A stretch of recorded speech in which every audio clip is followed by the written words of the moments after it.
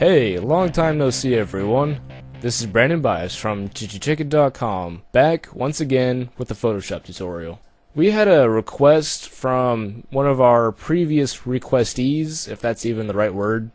I'm sure you guys remember him from one of our other tutorials, Super Mr. Metallica. He gave us a couple text effects that he wanted us to make, and we actually decided to do one on his second image right here. But I'm actually not going to show you what that looks like because it actually looks better than what I was able to make it into on my own. But all in all, it turned out good. And here's what it looked like in the end.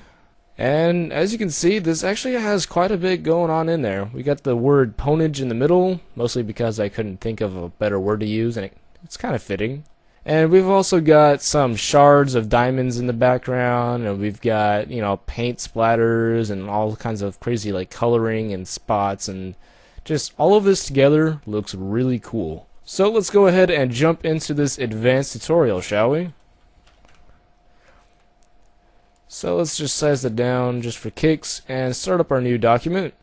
I'm gonna start up a 1280 by 720 like usual. And instead of doing our usual black background, we're going to make a gradient. So we're going to change our foreground color to a dark grayish color, so maybe around there. And then our background color will be an even darker gray, so maybe somewhere around there. Just some dark gray colors, and we're going to turn those into a vertical gradient using our gradient tool. Just name that BG for now. And then we're going to make a new layer. And we're going to call this Spotlight.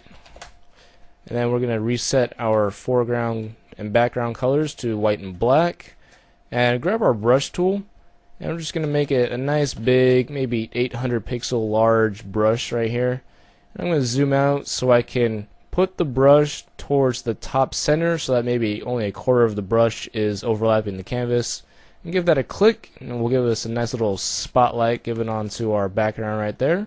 And we're going to make a new layer. We're just going to call this, a white light. And we're going to size down our brush to maybe 400 or 500 pixels or so. And just give that a little smack in the middle right there. And we're going to grab our move tool and transform our spotlight. And we're actually going to click and drag this bottom right corner out while holding Alt and Shift. I'm pretty sure that's Command and Option and Shift on a Mac, something along those lines. Just going to drag that out and bring this down to give that a little bit of a 3D look. Let's go ahead and drag these in holding Alt and Shift, maybe a little bit more down. And right there is actually looking okay. Okay, so we've got our two spotlights. Let's go ahead and add in our text. Just going to type in ponage. And if you want this font, I will definitely be putting a link in the description for you, because it's a pretty neat font and it's free, so why not use it, huh? Okay, so now that we've got our text typed out and it's in the center, let's go ahead and give it a little bit of a drop shadow. Let's just put this right there so we can see what we're doing. I'm gonna amp up the opacity to 100%, change the angle to 90 degrees, change the distance to 3 pixels and the size to 10 pixels.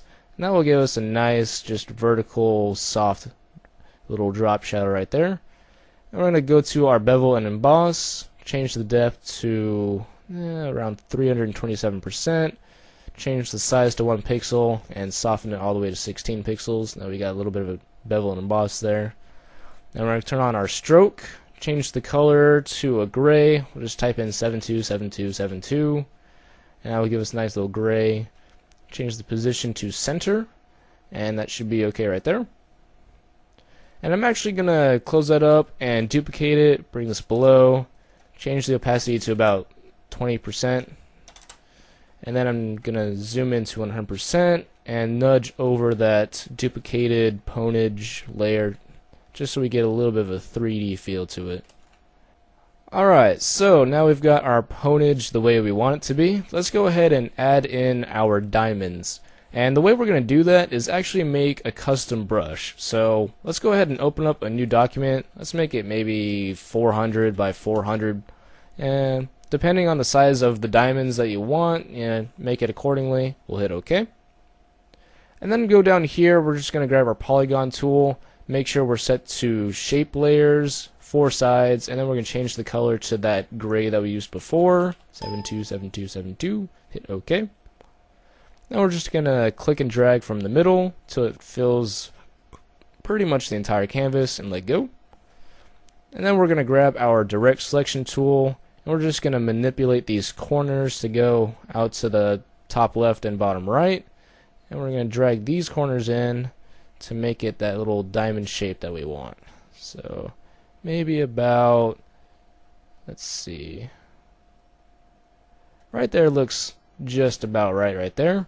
So as soon as you've got this into a sort of diamond looking shape, go ahead and right click this layer and we're going to rasterize it. And we're going to make this into a brush preset.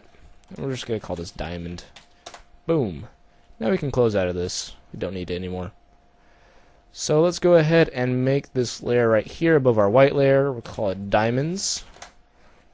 And then we'll head up to our brush tool. Make sure we're set to a white foreground color. I'm just going to go scroll down to the bottom because that's where our little diamond should be right there. And then if you open up your little brush panel over here, we're going to turn on the shape dynamics.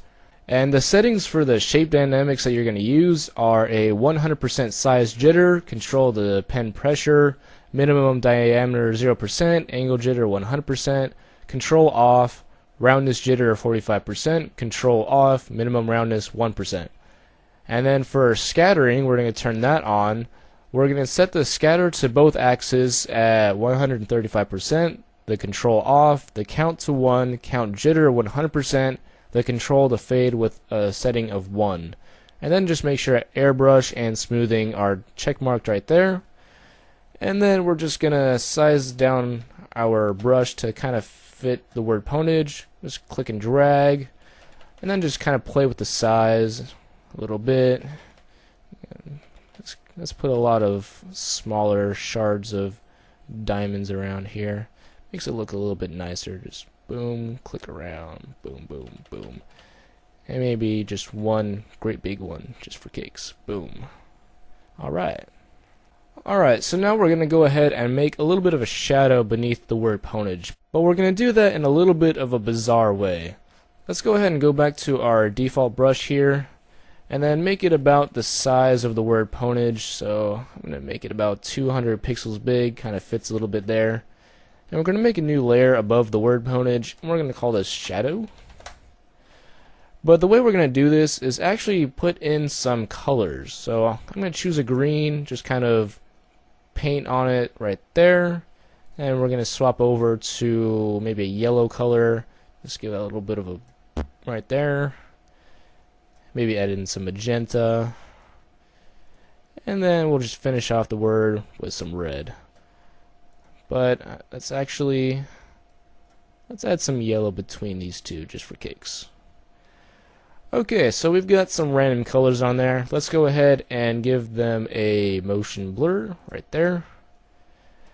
And we're just going to set the angle to 0 and set the distance to something maybe like 90 pixels. Now we'll just kind of blur it left to right a little bit. And then we're just going to set the blend mode to vivid light. And that's got some craziness going on there. But we're going to mask this a little bit, so let's size down our brush. Give a little click there. Now we can size down our brush. Just kind of mask it over the word ponage, and then just get rid of any colors that are above it. And that's the effect that we should be getting right there. But we're actually gonna go ahead and move this up so that's kind of overlaying the bottom of the word ponage a little bit. Let me actually mask this out just a little bit more. Just get that out of there. Alright, that's looking pretty good right there. So what we're going to do now that we've got these random colors below the word ponage, we're actually going to add an adjustment layer and make it a black and white adjustment layer. And what we're going to do is actually just kind of start decreasing these values to make these areas kind of a black. But as you play with these, you'll notice that sometimes it'll get a little bit too black and sometimes they're not black enough. You kind of want the shards to show through a little bit. and just kind of play with this until you get settings that you kind of like how they look. So I'm just gonna toy with these until I get something that I like.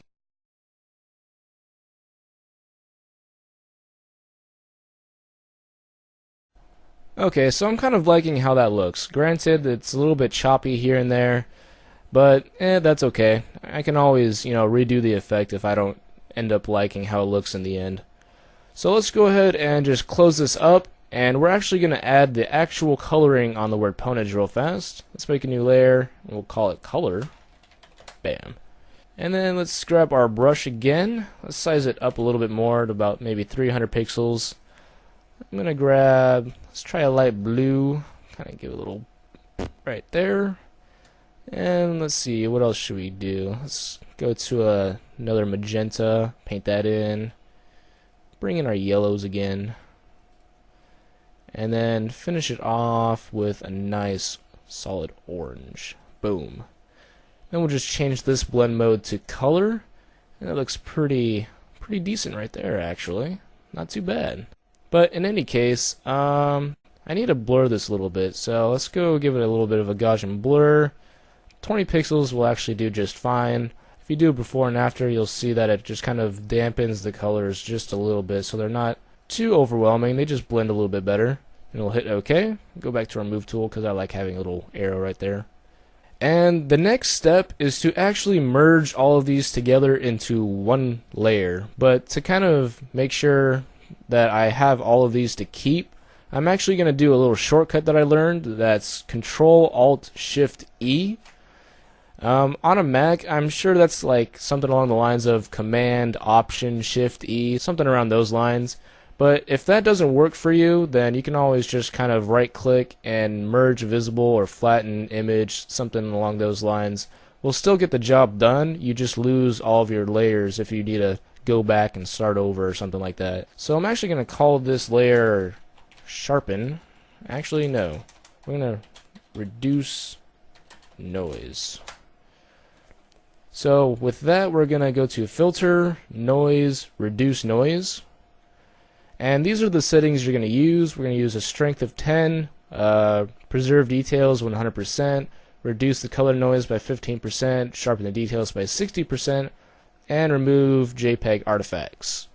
And we'll just hit OK, and then we'll sharpen things up a little bit, make them a little bit more interesting. And then we're going to duplicate this layer twice. We're going to turn this layer off and go to this layer. We're going to call this Blur, because we're actually going to go to Filter, Blur, Motion Blur.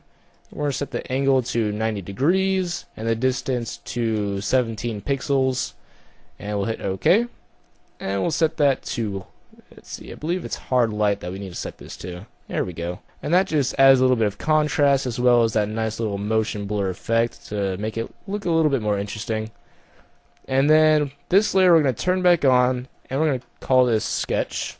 And with that, we're going to go to, actually before we do anything, we need to make sure our colors in the bottom left hand corner are set to white as your foreground color and black as your foreground color. Otherwise you're going to end up with something that looks really weird. So anyway, making sure you've got those colors, we're going to go to Filter, Sketch, Reticulation. And as soon as that's up, you can see we've got this interesting effect going on here. Just make sure your density is set to 50, your foreground to 0, your background to 5, and this is the general effect that you should get. And we'll hit OK. And then we're just going to set that to Color Dodge. And that should be it for that layer. Let's go ahead and add in our paintbrush.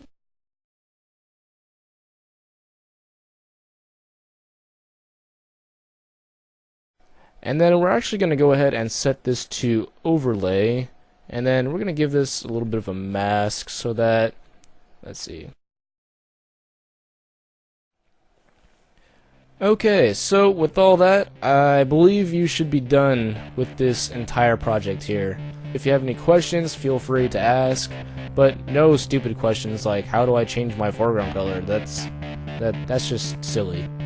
But in any case, this was a lot of fun. I'm actually glad I made this tutorial, and I'm looking forward to more requests from you guys and giving you something else to work on. So thanks for watching everyone, we'll see you next time.